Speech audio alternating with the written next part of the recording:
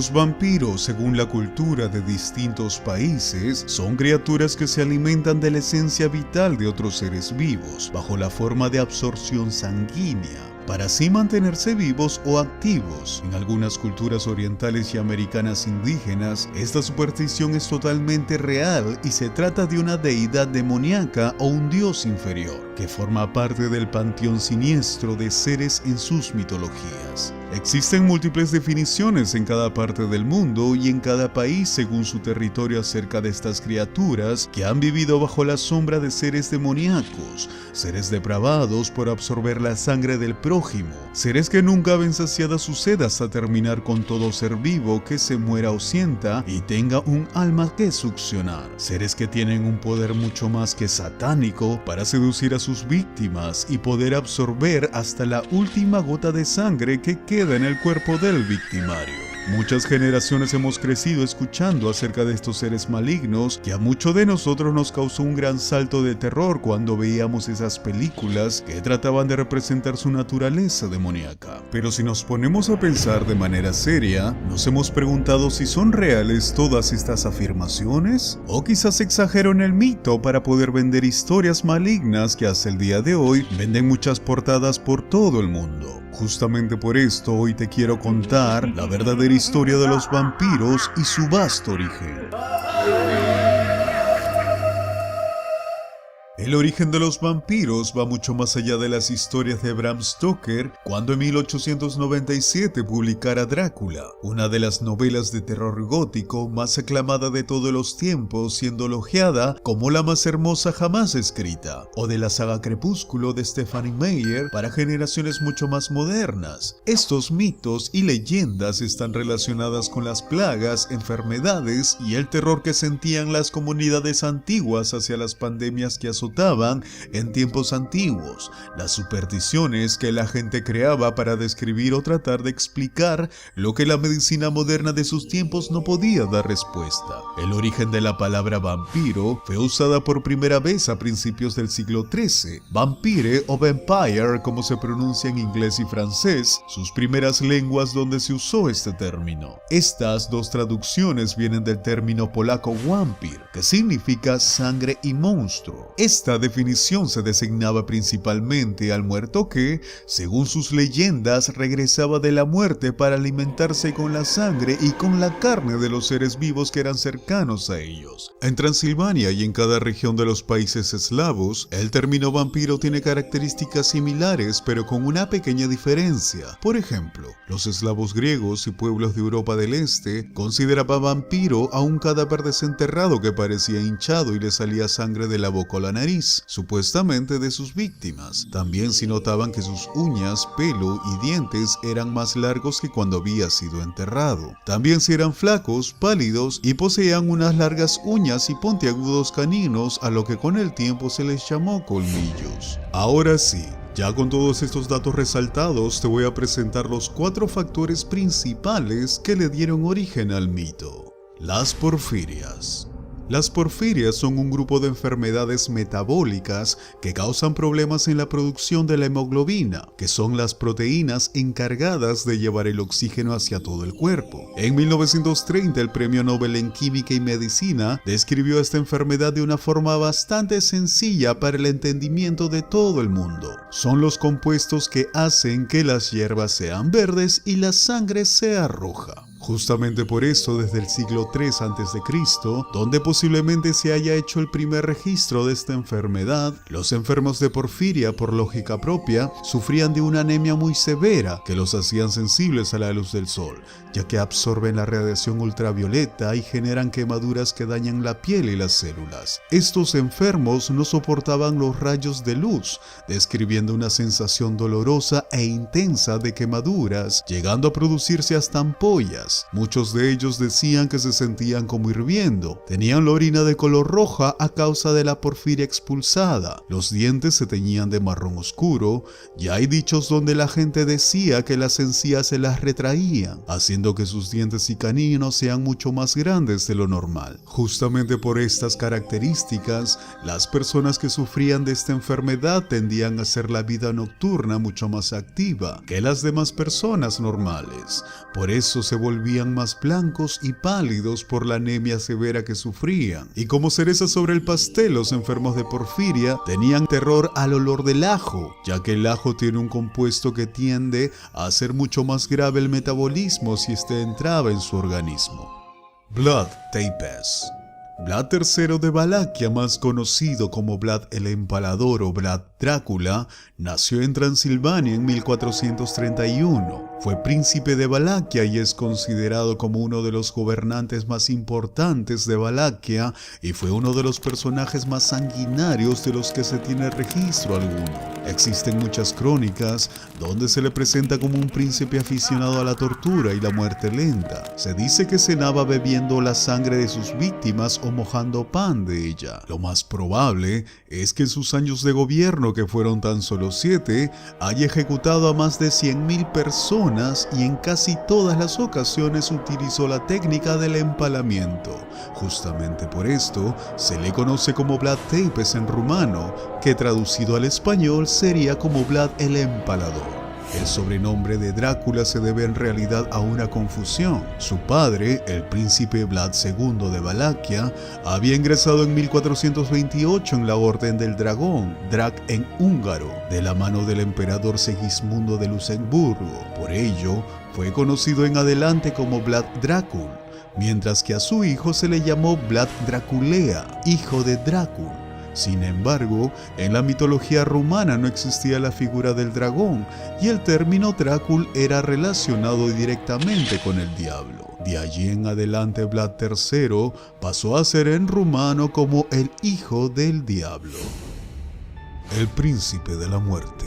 Entre los siglos XVII y XIX, una enfermedad infecciosa causó una de las pandemias más aterradoras en el viejo continente. Muchos la llamaron tisis, peste blanca, el príncipe de la muerte o la enfermedad de los artistas. Su verdadero nombre, la tuberculosis.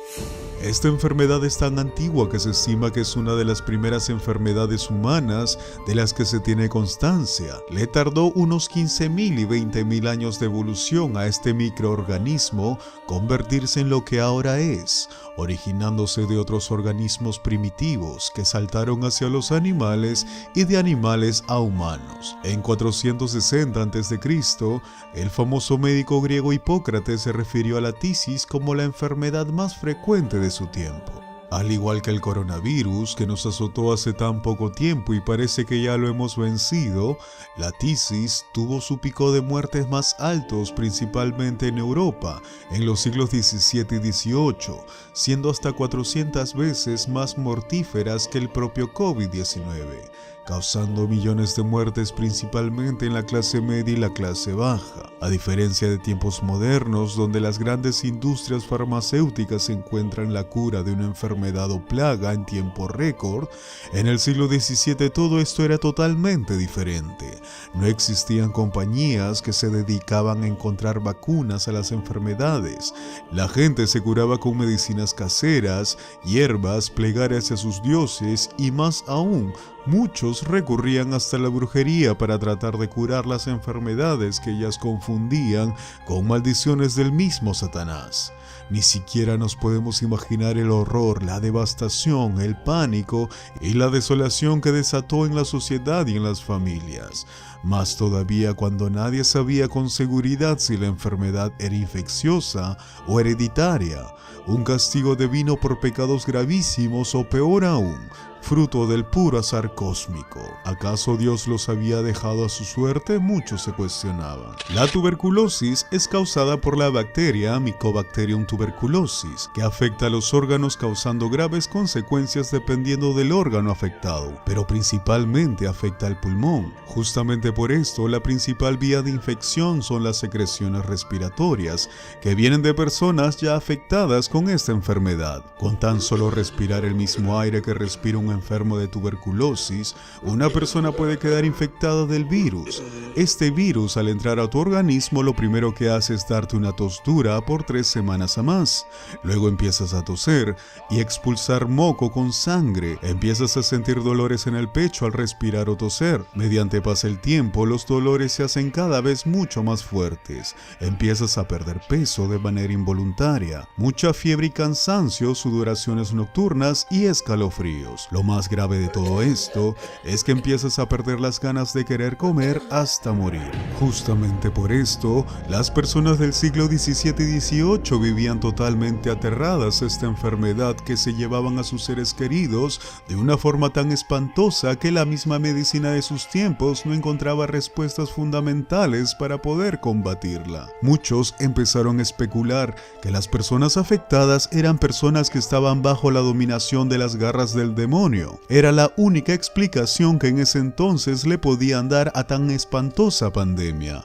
Muchas comunidades se juntaron y empezaron a crear mitos sobre cómo vencer al demonio para erradicar completamente del cuerpo del paciente. La medicina de sus tiempos era un cero a la izquierda, mientras que las supersticiones empezaron a dar sus frutos. En el siglo XVII, las comunidades empezaron a exhumar los cuerpos de las personas para que puedan ver el estado de descomposición en la que se encontraban. Si encontraban carne que no había sido descompuesta lo suficiente o sangre que aún no había sido coagulada, era porque el alma de la persona o algún demonio estaban en lo más profundo de su corazón, esparciendo la enfermedad hacia todos los vivos para poder tener un nuevo cuerpo que poseer. Estos mitos, a causa de las supersticiones de la época, empezaron a esparcir por gran parte del continente europeo. Las comunidades llegaron a la siguiente conclusión: para poder eliminar el alma completamente del cuerpo, hay que clavarle directamente una estaca en el corazón,